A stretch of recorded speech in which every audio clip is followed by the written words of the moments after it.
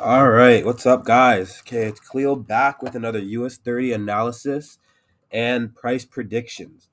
So let's quickly recap what happened last week. So last week, as you know, US30 continued to range between 35,400 and 34,200.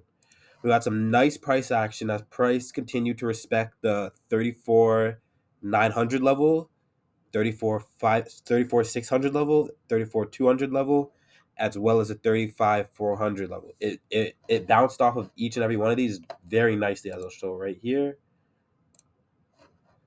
It respected these levels perfectly.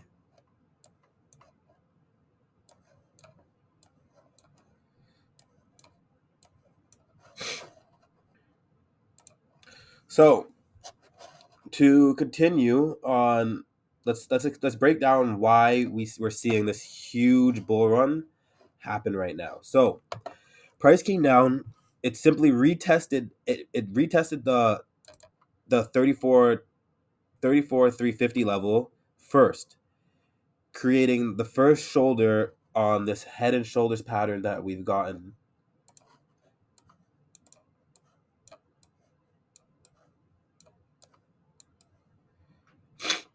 Which is a great indication of a reversal in the markets. So, like I said, we came down to retest this 350 level, shot back up, touched 34,900, came down, created the head on the head reverse head and shoulders pattern. The thing about these patterns that occurs a lot. So US30 often, very often, respects these patterns to the T. As you can see, we yes, we got the triple bottom for the head, creating this nice little demand zone where price came back up, created the last shoulder that we needed for the confirmation, retested this supply zone. We got a nice bull candle and a huge bull run all the way up to 34,900.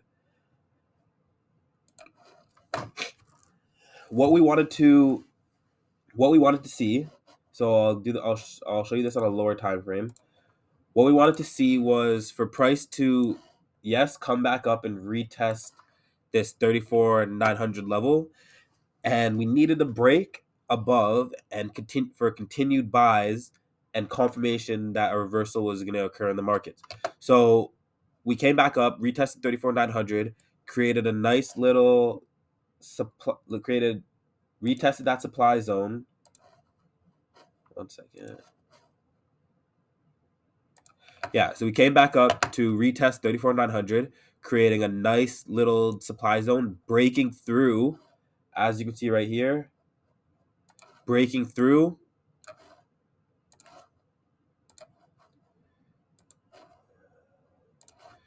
Okay, yeah. Created that supply zone, broke through, closing above 34,900, coming back down to retest the supply zone. As you can also notice how after we created this supply zone, one second, we got a lot of exhaustion in the market where price began to almost squeeze. And what happens to things that you squeeze too long? They end up exploding. So, which is why we saw, one second,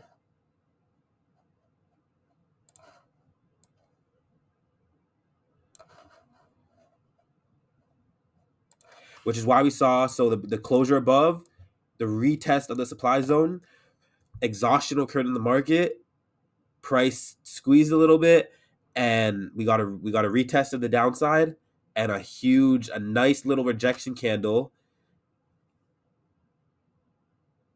a hammerhead, nice little rejection hammerhead candle with the long wick at the bottom, which you can see right here. These are great indicators. US30 loves to for these to occur in the market, and they always, 9 times out of 10, they're good indicators of where price is going to go. In this case, we got a bullish candle, and that's why we saw that huge bull run come April 20th New York session open. So let me just 1 second. Okay.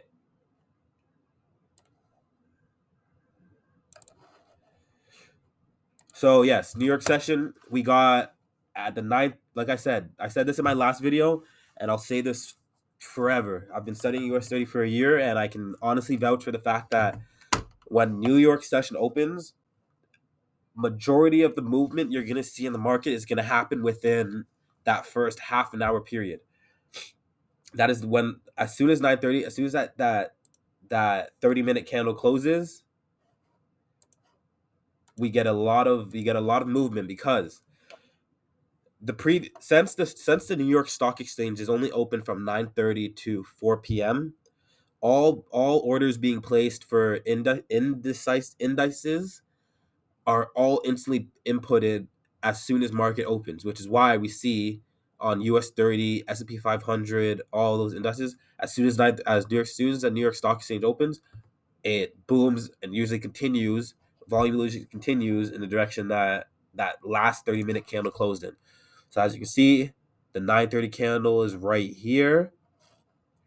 We then got a huge bull run, about, honestly, just under 200 pips, coming back up to retest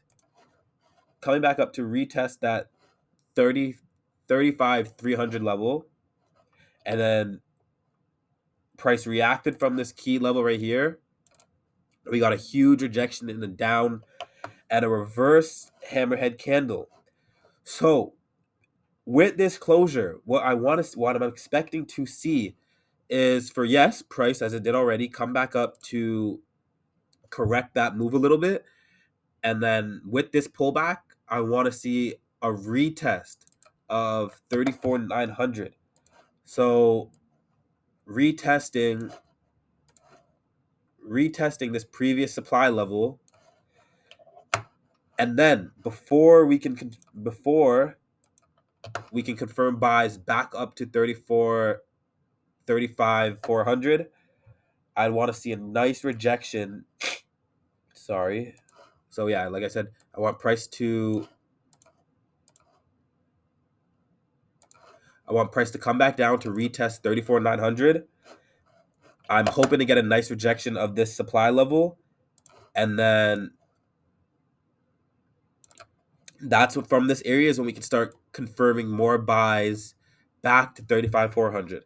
Unless, so if price breaks out above 35 300, disregarding the huge long wick to the upside, and breaks above this, then we might potentially see continue buys all the way to 35 400, coming back up to retest the top of this range that we've been in for the past couple weeks, coming back up to retest,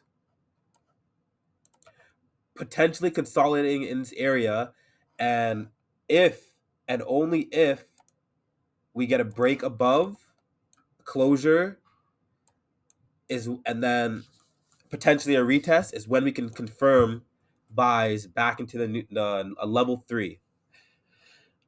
But what, like I said before, what I'm hoping to see is and this is when I'd be probably placing buy entries back up to 35 400, is for a retest of 34 900. So this is the level that I will be looking for to enter buys. If, and as usual, if we get a break below, buys are invalid, and then we can start looking for sells potentially to 34 600.